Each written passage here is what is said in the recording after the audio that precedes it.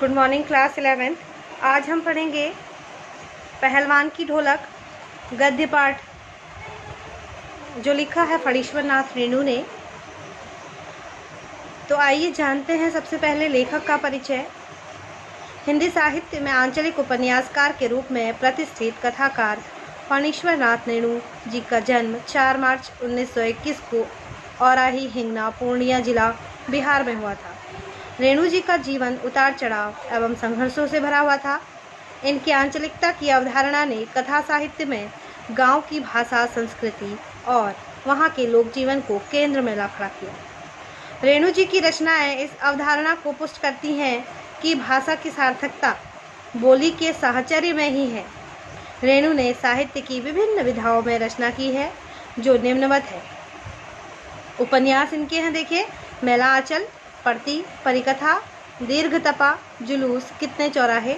और इनका कहानी संग्रह है ठुमरी, अग्निखोर, आदिम रात्रि की महक, एक श्रावणी दोपहरी की धूप। और इनके संस्मरण हैं ऋण जल, धन जल, वन तुलसी की गंध, श्रुत अश्रुत पूर्व। और इनके रिपोर्टाज हैं नेपाली क्रांति कथा, रेणु रचनावली। आंचलिक कथाकार के रूप में प्रसिद्ध फणीश्वर नाथ रेणु का देहांत पटना में 11 अप्रैल 1977 को हो गया था। पाठ की रूपरेखा देखिए क्या है। हिंदी साहित्य में आंचलिक उपन्यासकार के रूप में प्रतिष्ठित कथाकार फणीश्वर नाथ रेणुका की प्रतिनिधि कहानियों में से पहलवान की ढोलक एक प्रसिद्ध कहानी है। लेखक ने इस कहानी में राज सत्ता में परिवर्तन होने के साथ साथ सामाजिक व्यवस्था व लोक कलाओं के अप्रासंगिक होने की प्रक्रिया का भी यथार्थ चित्रण किया है। पुरानी व्यवस्था में परिवर्तन होने के साथ ही लुट्टन पहलवान भूखमरी की स्थिति में आ जाता है। वह न केवल अपना अस्तित्व अपनी लोक कला ढोलक के बोल द्वारा बनाए रखने का प्रयास करता है, बल्कि इससे भूख एवं महामारी से दम तोड़ रहे गांवों को मौत से लड़ने की ताकत भी देता है। अंत में महामारी के चलते सब समाप्त हो जाता है और एक लोक कलाकार व्यवस्था के बद इंतजाम के कारण काल का ग्रास बन जाता है। तो देखते हैं पाठ का सार।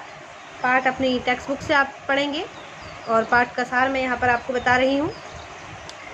देखो, एक रात प्राकृतिक आपदा में रात्रि का सन्नाटा। सर्दी की निस्तब्ध रात्रि में आकाश में केवल तारे ही चमक रहे थे।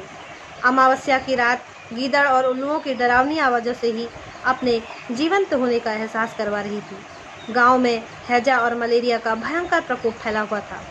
सभी के बीच मौत का सन्नाटा व्याप्त था। केवल बच्चे कभी कभार निर्बल स्वर से माँ माँ चीख कर रोने लगते थे। इस चित्कार के अतिरिक्त पूर्णतः सन्नाटा छाया हुआ था। लोग बलपूर्वक अपनी आहों और सिसकियों को रोके हुए भगवान के नाम का स्मरण कर रहे थे। पहलवान लुट्टन सिंह। लेखक के अनुसार पहलवान लुट्टन सिंह की 9 वर्ष की आयु में ही उसके माता पिता की मृत्यु हो गई थी और बचपन में विवाह होने से सास ने उसका पालन पोषण किया। पहलवानी की आवश्यकता व उचित खान पान की व्यवस्था के चलते वह सुडौल और मांसल देह वाला बन गया था। जाड़ों की उन निस्तब्ध रातों में केवल उसकी ढोल ही पूरे गांव में नया जोश भरकर संजीवनी का काम करती थी। गांव में प्रत्येक व्यक्ति उसे जानता था तथा सायंकाल होते ही उसकी ढोलक की थाप की आवाज़ सुनकर सभी को जीवित होने का एहसास होता था। यानी कि एक गांव में महामारी फैली हुई थी। गांव हैजा की चपेट में आ गया था। हर रात हर दिन गांव के लोग जो थे वह मर रहे थे, एक एक करके मर रहे थे। बहुत सारे लोग मर चुके थे और एक समय ऐसा आया कि रात्रि का समय था। सभी लोग क्या कर रहे थे, अपने अपने घरों में बीमारी से ग्रस्त थे, उल्टी दस्त कर रहे थे और किसी की आवाज़ नहीं सुनाई दे रही थी। आवाज़ सुनाई दे रही थी तो बस उल्लू और गिद्धड़ों की।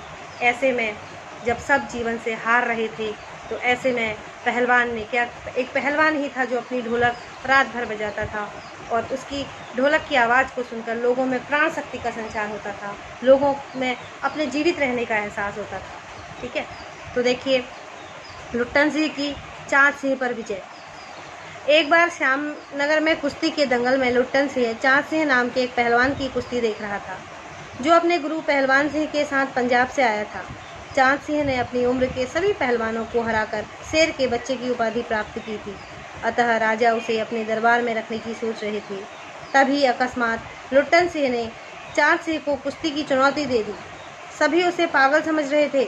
कुश्ती के लिए राजा श्यामानंद ने लुट्टन ने अप्रत्याशित अनुमति लेकर चांद सिंह के दांव को काटकर उसकी गर्दन पकड़ ली तथा ढोल के धक धिना त्रिकट धिना का दांव काटो बाहर भुजा अर्थ लगाकर गर्दन पर कब्जा कर लिया।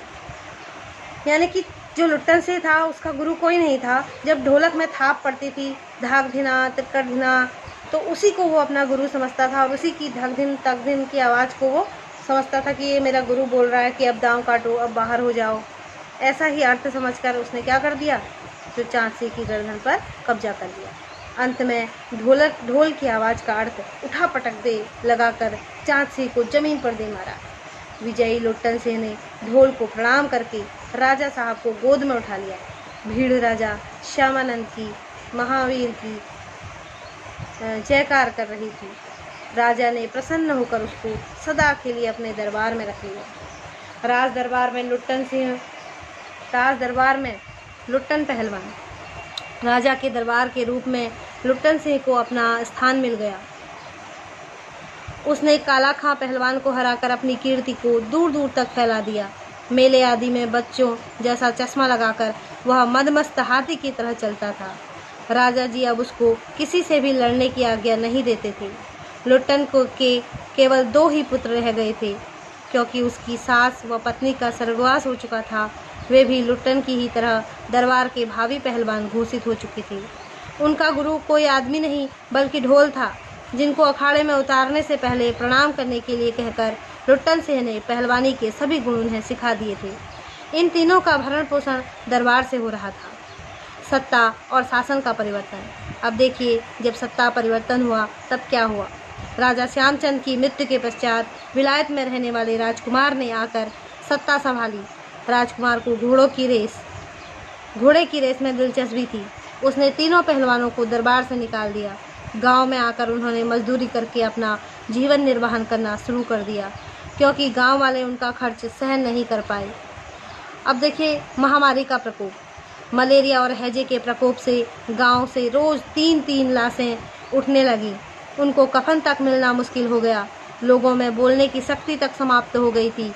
ऐसे समय में लुट्टन का ढोल ही उनमें प्राण भरता था।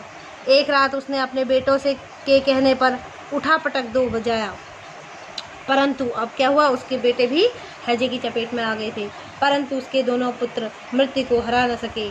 उस दिन लुट्टन ने अपने पुत्रों के शवों को नदी में बहा दिया, जिससे गांव वालों की हिम्मत भी टूट गई। पुत्रों की मृत्यु के पश्चात भी प्रत्येक रात्रि लुट्टन ढोल बजाया करता था, परंतु एक रात ढोलक की आवाज़ न आने पर शिष्यों ने देखा कि पहलवान चित पड़े हैं। उसकी अब क्या था, पहलवान भी जो था हैजे की चपेट में आ गया था और चित पड़ा हुआ था।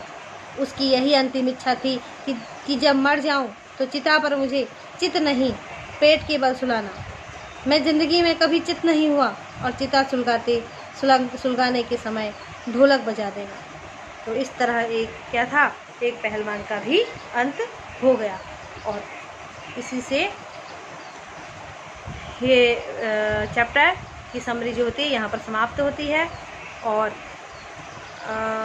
आप इसे ध्यानपूर्वक सुनना बच्चों, और पूरी वीडियो सुनना, और अपने टेक्स्ट बुक से चैप्टर पढ़ना, फिर ये वीडियो देखना, पढ़ने से पहले भी देखना और पढ़ने के बाद भी, जिससे कि आपको चैप्टर आसानी से समझ में आ जाए और आप परीक्षा में प्रश्नों के उचित उत्तर देकर सफलता प्राप्त कर सकें। ठीक है।